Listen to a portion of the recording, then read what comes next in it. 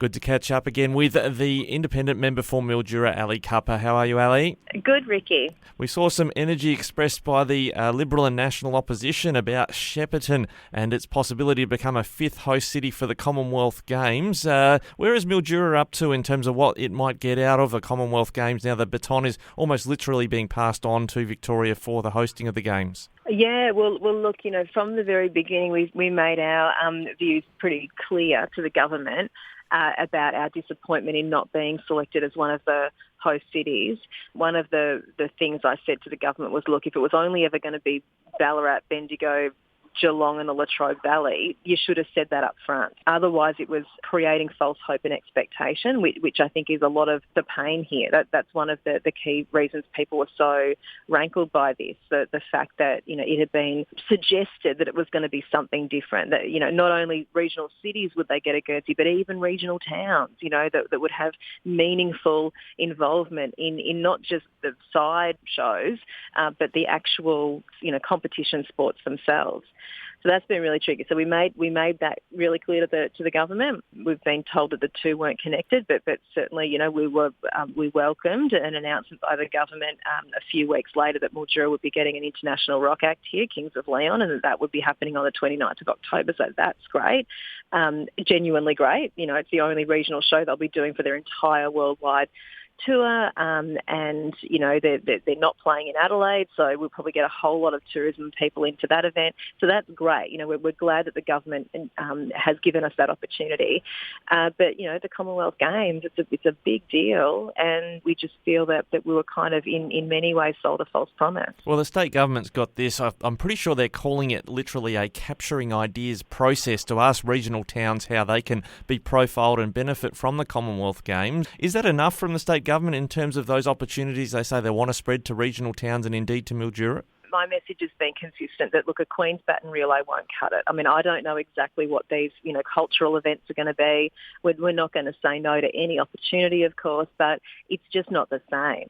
One of the things that was particularly disappointing, and this is a real and present issue for us in the Mallee because of decades of neglect by successive governments, is that we miss out on those legacy projects. So it's not just about the economic shot in the arm you get from having competition sports here, but it's also the housing, the sporting facilities, so those sorts of things which we have really been left behind with for decades.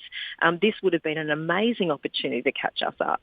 So look, it's a Queen's Baton relay, lovely as they are. We have done that before. We absolutely would welcome it. It's incredibly important symbolically, but we want more than that. When it comes to this opposition announcement, the Liberals and Nationals about Shepparton, everything approaching a state election starts looking through a political lens. Shepparton, the seat is held by an independent. Do you think there's something in that in terms of independence and the value they have in attracting promises from the coalition?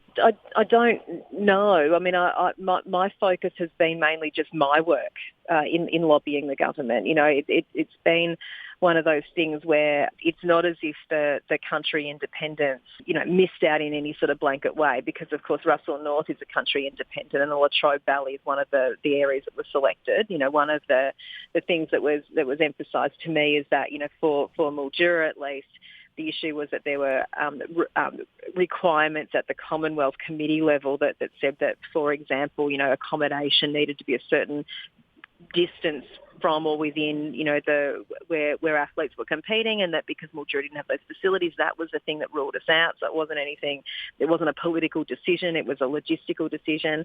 I don't know. Look, I mean, it's hit and miss. There's probably, Liberal MPs in some of the areas or National MPs in some of the areas that got a Guernsey and not in others. I don't know. I think it's difficult to apply the party political lens to it. For me, my approach is just much more straightforward, less analytical perhaps, but just much more straightforward. We deserve to be a part of this. We're Victorians too. We've been cut off in various different ways from the state for a long time. This is a really important opportunity not just to get economic value, not just to give us social opportunities, but just to connect back to the state, to feel really a part of something important that's happening in our state. We deserve that. Now, Ali, just lastly, the Electoral Commission has released its projection in terms of what the notional results from 2018 would look like in 2022. It flips, theoretically, the seat from your seat that you're holding to a national seat, but only by the thinnest of margins. It shows that it's going to be a tough fight going into the state election. Yeah, look, that's right, and it's democracy. Democracy will deliver what people want, and look, I have been really incredibly proud as a sixth-generation Mallee girl to represent my electorate, and I think that we have achieved things that simply have not been able to be achieved by big parties. And look, we're certainly going to give them a run for their money. I know last time the pundits were saying, and the research was saying, in 2018 the Nats would win this seat by 2 to 5%, and they didn't. And we will fight really hard to keep this seat. And it's not just for my own professional ambitions. There's plenty of other things that I can do. The reason is because we are changing the game, and we have delivered things that the big parties simply were unable to do. And we can keep doing that.